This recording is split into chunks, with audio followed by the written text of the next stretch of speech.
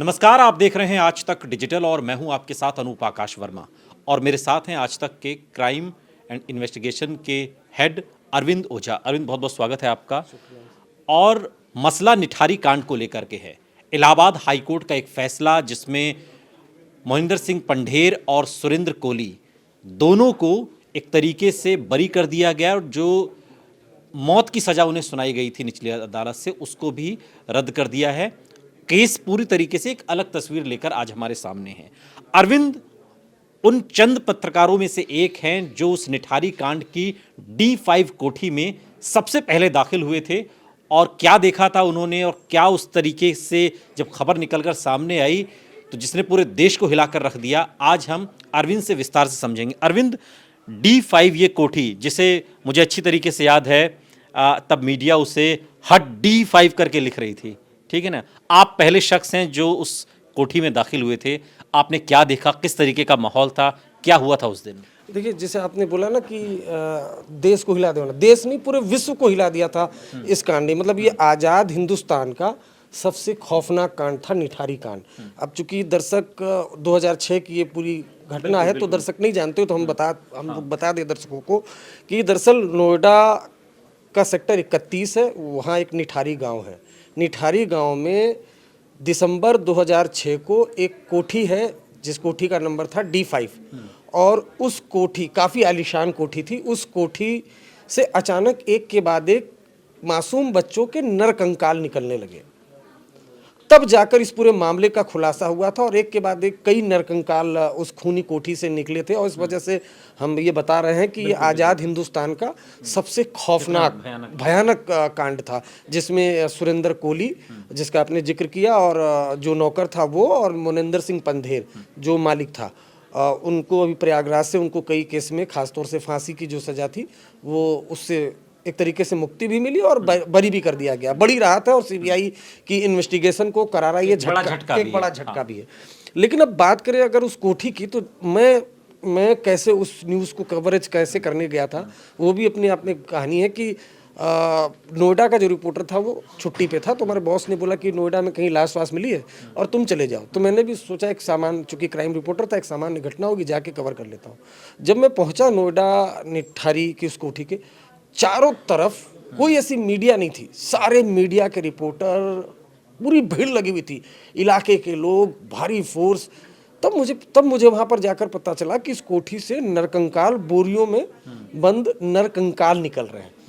अब उसके बाद फिर मैं कोठी के बैक साइड जाता हूँ, वहाँ भी काफ़ी बड़ी संख्या में रिपोर्टर पुलिस होते हैं। तो जैसा कि मेरी आदत है कि कुछ अलग किया जाए, हर रिपोर्टर की आदत है, तो मैं अपने ग्रिल के सारे काफ़ी ऊँचा था, वो चढ़ा छत पे, उसके बाद कैमरामैन को लेके उसके बाद फिर घर के अंदर दाखिल हुआ।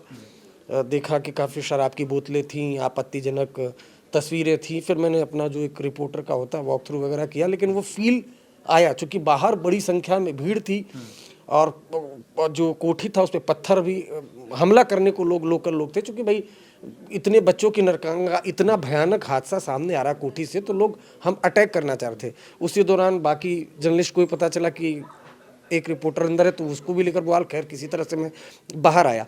तो जब बाहर नीचे आया तो ग्रिल से नीचे उतर रहा था, कोठी का जो बैक साइड का हिस्सा था वहाँ पर एक के बाद एक बोरियों से बोरी निकाली जाती थी, जेबीसी मशीन मंगाई गई। बोरियाँ, 1 बोरी, 2 बोरी, 3 बोरी, और सब में नरकंकाल था बच्चों का। तो ये हालत थी कि एक आलिशान कोठी, और वहाँ पर कई बड़े रसूखदार लोग भी आते थे, कई पॉलिटिशियन भी उस कोठी पे आते थे। मोनिंदर सिंह पंधेर का ये रसूख था जिसको लेकर उस दौरान काफ़ी न्यूज़ भी बनी और कई तरह की कहानियाँ गढ़ी गई। लेकिन उसके बाद खैर हाँ, लेकिन चूंकि अरविंद, अचानक से तो कोई खबर बड़ी नहीं हो पाती। आप भी चूंकि आपने बताया कि आप शुरुआती दौर की एक जर्नलिज्म आपकी थी और शुरुआती दौर का जो जोश होता है उसकी एक बानगी अरविंद ने बताई कि किस तरीके से तमाम मीडिया बाहर थी और अरविंद किस तरीके से अंदर गए। निश्चित तौर पर एक जर्नलिज्म का ये एक बड़ा महत्वपूर्ण सिद्धांत होता है कि सबसे पहले आप किस चीज़ को ला रहे हैं, कैसे ब्रेक कर रहे हैं, खासकर टीवी की दुनिया में। लेकिन ये खबर तब भी उतनी बड़ी थी और आज भी उतनी उसी आकार को लिए हुए। लेकिन अरविंद, मेरा सवाल ये है कि ये D5 कैसे इस पर शक गहराया, क्योंकि बच्चे तो कई दिनों से गायब हो रहे थे, 2004-5 से ही गायब होने का सिलसिला चल रहा था। 2006 में बात खुली कैसे? हाँ, खुली कैसे, लेकिन उसके पहले बताऊँ कि दरअसल चूँकि पहुँचा तो मैं दिसंबर 2006 में, लेकिन उसके इर्द गिर्द निठारी के आसपास क्या हो रहा है ये मैं बहुत दूर दिल्ली में बैठकर न्यूज़ में पढ़ा करता था। अच्छा। 2004-5 से निठारी के आसपास से एक के बाद एक बच्चे गायब होने लगे रहस्यमय तरीके से। तो पहले एक बच्चे गायब हुआ, 2 हुआ, 3 हुआ, तो फिर मीडिया कुछ अखबारों ने रिपोर्टिंग की कि भाई बच्चे वहाँ से गायब हो रहे हैं। मैंने भी पढ़ा, 1-2 बार टीवी में भी चला था, लोकल में, नेशनल प्रोस्पेक्टिव पे वो खबर नहीं चली थी। उसके बाद रहस्यमय तरीके से 10 बच्चे गायब हो गए। फिर न्यूज़ थोड़ी बहुत चली, उतने राष्ट्रीय स्तर पर वो न्यूज़ नहीं चली, लेकिन ये जरूर पता चला कि निठारी में एक पानी टंकी है, उसके आसपास से बड़ी संख्या में बच्चे गायब हो रहे हैं, जिनकी उम्र 10 साल, 11 साल, 12 साल के लगभग रही होगी। उसके फिर चूंकि पीड़ित परिवार के लोग पुलिस में शिकायत देते थे, पुलिस चूंकि बहुत जो बच्चे गायब होते थे उनकी पारिवारिक पृष्ठभूमि उतनी बड़ी नहीं थी, अमूमन जो माना जाता है गरीब घर के बच्चे हैं, तो पुलिस भी बहुत इंटरेस्ट ले नहीं रही थी। हालांकि अरविंद देखा जाता है कि जो बच्चों की गुमशुदगी के मामले होते हैं उसमें पुलिस जरूरत से ज्यादा चाव दिखाती है। बिल्कुल अब दिखाने लगी है। अब 2006 का दौर आप याद रखें, उस वक्त जब आज ही मुकदमा FIR दर्ज करने में पुलिस वाले संकोच करते हैं, वो तो अब सीनियर अधिकारियों का और कोर्ट का है तब होता है। तो बहरहाल तो बच्चे गायब होने लगे। उसके बाद जब संख्या बढ़ी 10 से 11, 12, उसी दौरान एक लड़की जिसका नाम था पायल, वो पायल गायब हुई। कौन थी ये? पायल उस D5 कोठी में उसका आना जाना था, और किससे था उसमें? तो पंडेर और कोहली रहते थे। जो कोठी का मालिक था, रसूखदार मालिक, पंडेर। उससे, हाँ, पंडेर, उससे कांटेक्ट में थी। जब भी पंडेर आता था, अमूमन कम ही आता था, विदेश में रहता था, लेकिन जब पंडेर आता था तब पायल आती थी। तो पायल गायब हुई। जब पायल के गायब हुई तो परिवार वालों ने शिकायत पुलिस से की। तो पायल का जो मोबाइल फ़ोन था वो स्विच ऑफ था, लेकिन वो मोबाइल फ़ोन पुलिस ने सर्विलांस पे लगाया और इन्वेस्टिगेशन जारी रही। इधर बच्चे गायब होते रहे, तभी अचानक से पायल का मोबाइल फ़ोन ऑन होता है। पुलिस उस मोबाइल को ट्रैक करते हुए एक रिक्शा चालक तक पहुंचती है। रिक्शा चालक से पूछताछ होती है तो वो बोलता है कि मैंने पायल को इस D5 कोठी पर छोड़ा था। उसके अलावा जो पायल का मोबाइल था उसमें जो लास्ट कॉल थी वो एक लैंडलाइन नंबर की थी। वो लैंडलाइन नंबर D5 कोठी का था। पुलिस वहां पर पहुंची और साथ ही साथ जो 2-3 पीड़ित परिवार के लोग थे वो भी उस कोठी के अंदर दाखिल हुए। पायल के कपड़े उस कोठी में बरामद हो गए। उसके बाद परिवार के लोग अंदर घुसे, थोड़ा बहुत कंकाल हुआ, तब तक तो हड़कंप मच गया, मीडिया पहुंच गई, पुलिस पहुंच गई। तब पता चला कि एक के बाद एक इस कोठी से तो नरकंकाल निकल रहे हैं। कोठी के बैक साइड का हिस्सा, हल्का सा स्पेस था वहां पर, वहां से एक के बाद एक बोरा, मैंने खुद अपनी आंखों के सामने देखा, सारी मीडिया थी, 1 बोरी, 2 बोरी, 3 बोरी, ऐसे करके बोरियों में। और हर कंकाल बोरियों में रखे गए थे या निकाल कर बोरियों में डाले जा रहे? नहीं, बोरियों में रखे गए थे। जिसमें बच्चों की खोपड़ी थी और बैग थे, जो स्कूल के बैग होते हैं, वो मतलब वो अभी हम लोग उन्हें वो आंखों के सामने देखा था। और शायद यही वजह कि लोग जब ये देख रहे थे वहाँ काफी पथराव भी हो गया था, गुस्सा लोगों का अचानक, लोगों के ऊपर, क्योंकि छोटे छोटे बच्चों के बैग्स वहाँ पर पड़े हुए थे। जाहिर सी बात है, वो जो इन्वेस्टिगेशन में सामने आया था कि सुरेंद्र कोहली दरअसल बच्चों को टॉफी का लालच देता था कोठी के बाहर, कि टॉफी देंगे, और टॉफी के बहाने अंदर बुलाता था, बच्चों की हत्या करता था। आरोप है कि उसके बाद रेप करता था। उसके बाद उनके बॉडी के पार्ट्स को निकालता था और उनको वो खाता था। बाकायदा सुरेंद्र कोहली ने अदालत में बयान दिया था कि पता नहीं मुझे क्या हो जाता था, और उसके बाद में बच्चों को मारता था। और कई बार ये भी आया था कि जो डेड बॉडी थी उसके साथ वो रेप करता था। और उसके बाद रेप करने में क्या पंडेर भी शामिल था? पुलिस की चार्जशीट क्या? नहीं, चार्जशीट के मुताबिक पंडेर का रेप में इन्वॉल्वमेंट नहीं था। सुरेंद्र कोहली का आया था, और बाकायदा इसमें नार्को टेस्ट भी हुआ था, नार्को टेस्ट की CD भी आई थी। तो सुरेंद्र कोहली ने कम से कम, अब भले अब अदालत ने इस वक्त, लेकिन उसने खुद अपनी जुबान से कबूला था नार्को टेस्ट में भी कितना बड़ा वो हैवान था, और जिस तरह से बता रहा था उस तरह से तो हैवानियत ही थी कि बच्चों को बाकायदा एक दिमाग सोची समझी साजिश के तहत कभी किसी को जैसे टॉफ़ी देना है या तुम्हारे मम्मी पापा। चूंकि आप भी चूंकि इतने सालों से आप क्राइम जर्नलिज्म कर रहे हैं, ये ठीक है कि वो CCTV का ज़माना तो नहीं था कि हम कहते CCTV खंगाल ली जाए या ये वो, लेकिन इतने बच्चे लापता हो रहे हैं और एक कोठी में ये सारा कांड चल रहा है, ये पुलिस को शक नहीं हुआ या कुछ सुस्ती भी थी नोएडा पुलिस की इन तमाम मामलों पर? क्यों ये शक इतनी देर से आके सामने आया जब 15-20 बच्चे इसमें? देखिए, पहले के ज़माने में यूपी पुलिस का क्या हाल था आप खुद भी जानते हैं, अब वो अलग बात है कि जो जिस तरह का प्रशासन है, आप भी मानते हैं, सब मानते हैं कि हंटर चलता है।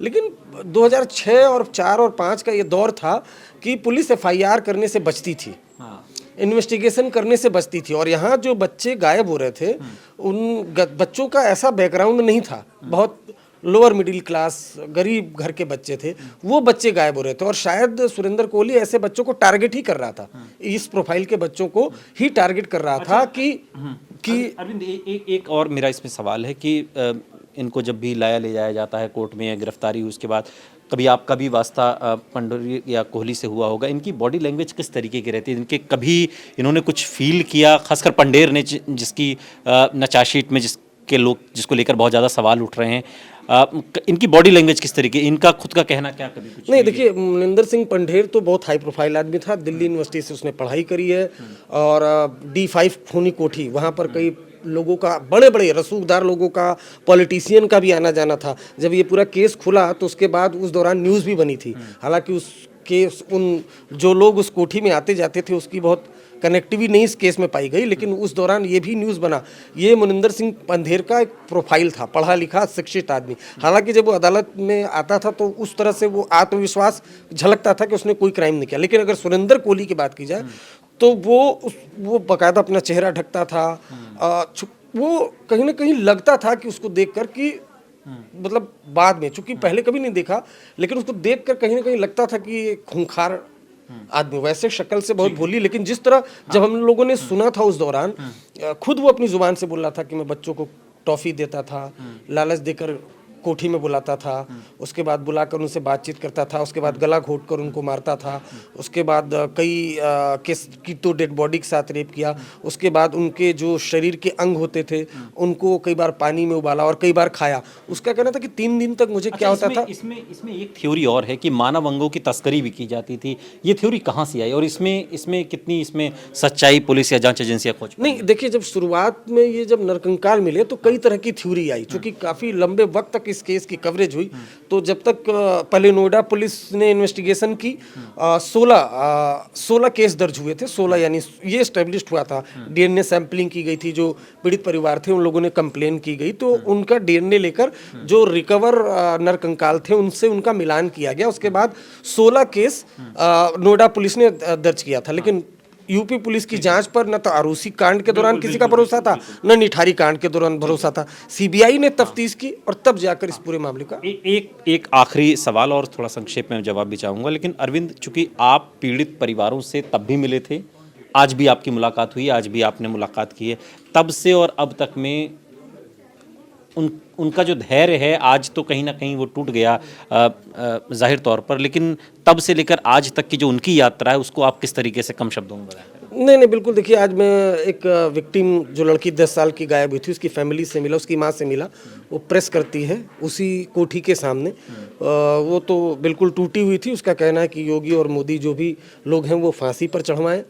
ये बदला है। कई परिवार अब अनट्रेसेबल हैं, कहाँ हैं नहीं मालूम, चूँकि गरीब खाने कमाने वाले थे, तो वो गायब हैं। कोठी की बात की जाए तो कोठी पर अब बड़े बड़े पेड़ और जो टहनियाँ होती हैं उससे कोठी पूरी तरह से ढक चुकी है। हालांकि वो कोठी अभी भी खाली है, खंडहर में तब्दील हो गई है। आज मैंने एक चीज़ और देखी कि एक शख्स आता है, मीडिया के लोग खड़े थे और पत्थर मारता है। तो इस तरह का गुस्सा 17 साल पहले भी था और 17 साल आज भी है। गुस्सा कभी कम नहीं होता है अगर न्याय न मिले, और न्याय बहुत देर से भी मिलता है तो भी वो कहीं ना कहीं उस पर भी सवाल उठते हैं। और इसमें तो फिलहाल सिर्फ और सिर्फ न्याय की दरकार है। हाई कोर्ट में बात यहाँ तक पहुँची है, लेकिन अभी न्याय के दरवाजे बंद नहीं हुए हैं। सुप्रीम कोर्ट का दरवाज़ा अभी भी पीड़ितों के लिए खुला हुआ है। बहुत बहुत शुक्रिया अरविंद, आपने बहुत विस्तार से तमाम जानकारी रखी। यहाँ रुक रहे हैं, लेकिन आप कहीं जाइएगा नहीं, बने रहिए हमारे साथ, देखते रहिए आज तक डिजिटल।